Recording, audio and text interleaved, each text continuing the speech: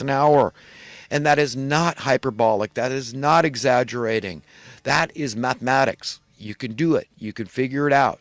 Go back in time. Look at what it cost for a roof over your head in New York, what the minimum wage was in New York in 1962, what your housing costs were in San Francisco. You understand? So you could do it. You can do the calculus. So it's not hyperbolic. You say, well, how could they have let this happen? Well, while other people's numbers, they got cost of living adjustments. You're in this or that, and you're a union. I mean, so people, you understand, they were insulated. They were protected with every year getting a cost of living adjustment. If they manipulated markets and drove up the cost of living, because that's the only way it happens.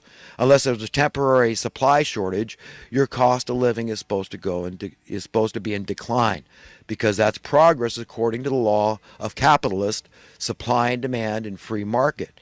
Your currency steadily goes up in worth as your cost of living goes down, because we find easier and easier methods to produce the things we need and want. It's very simple to understand. And they don't want you to figure that out. They don't want you to listen to a guy like me. They want that guy is an idiot. He's a clown. Look into it. He's poor.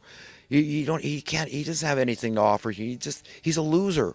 That's what these people would like you to believe. But I know it doesn't, just because I'm poor doesn't mean that I don't have, I can't pull a rabbit out of the hat. I've got great ideas, but I'm not worried about it. Not at all. If anybody in my family is worried, don't worry. I don't care. If I die tomorrow and I die poor, that's going to be at the bottom of my list of things I wished I had accomplished this time around. No, the most important thing I could do is to contribute. And the best way I can contribute is to educate people. And that's what I do. That's what preaching is, isn't it? That's what the news are supposed to do. They're the cutting edge educators. When you listen to the mainstream media, they're supposed to be teaching you truth from the lies, exposing, they're supposed to do exposés, right? And they're supposed to get to the bottom of things. They got hidden cameras and they catch these, these unethical mechanics that are sabotaging your car when they're supposed to be checking it out so that they can make a few bucks, okay? So we all know what this is about. Okay, and we've really got to understand we're in it deep. We're in it deep. We've got to admit what it's going to take to extricate ourselves from this. And it's going to feel painful. And I'm telling you what the evidence is. I'm telling you the difference between progress and regress according to the law of supply and demand capitalism, free market.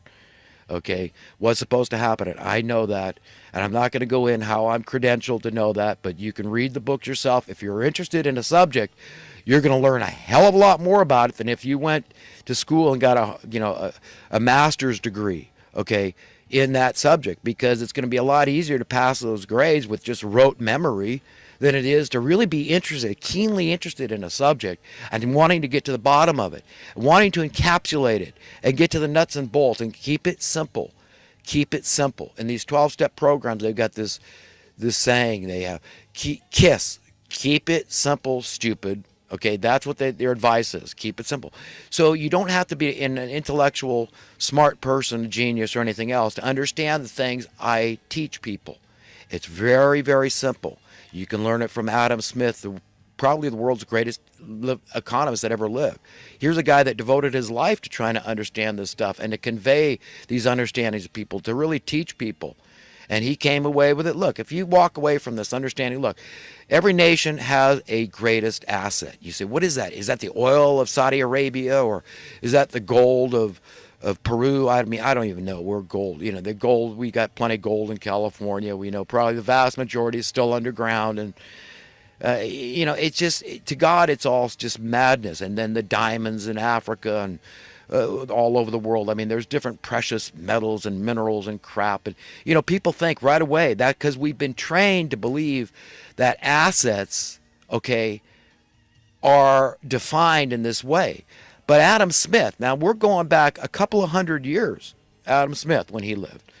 And he said, no. You could have all the capital in the world. You could have all the material assets in the world, all the diamonds and rubies and emeralds and gold and silver and platinum and on and on and on, okay? And the money, of course, that's stupid. I mean, the money is supposed to be tied into this whole thing about Bitcoin. The whole idea behind the worth of the Bitcoin was that they only made so many. So one can, on its face, you can, okay, now I get how Bitcoin works. Because there's only so many Bitcoins to go around. So you've got this limited supply. And so and I don't ask me to explain everything. I don't know. You know, if it's such a great anything that went up that fast, I mean, it should be alarming to anybody and say, hey, you know, what the hell's going on here? I mean, there's got to be checks and balances. Where's the government in terms of regulating these things and protecting us from pyramid schemes? And, you know, what about all those people that bought at the high side of Bitcoin and they lost their life savings? I mean, what do all these proponents of Bitcoin have to say? So I'm not an advocate of Bitcoin, nor am I an advocate of fiat currency or anything else out there. Okay. The point I'm trying to make is, to sum up, Adam Smith said, look, every nation's single greatest asset is exactly what you intuitively, what you instinctively figured out it is.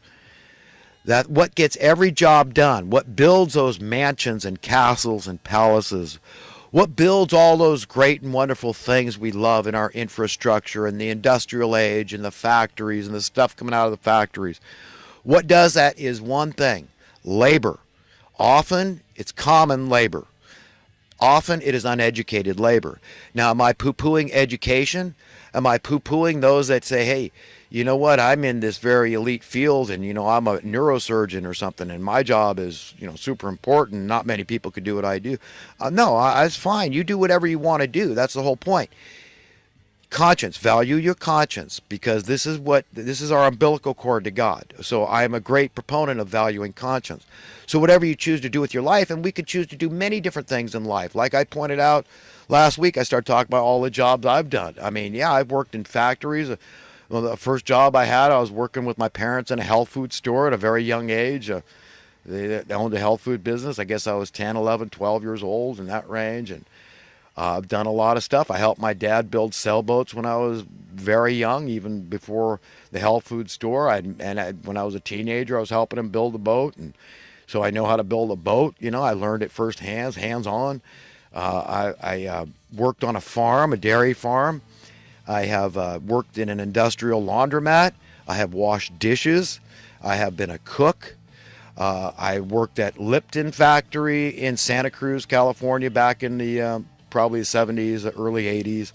I worked at Wrigley's gum factory in Santa Cruz. That's back in the late 70s, early 80s. And I also worked at an Intel factory. Intel, believe it or not, they had one of their first factories in Santa Cruz. A lot of people don't know that.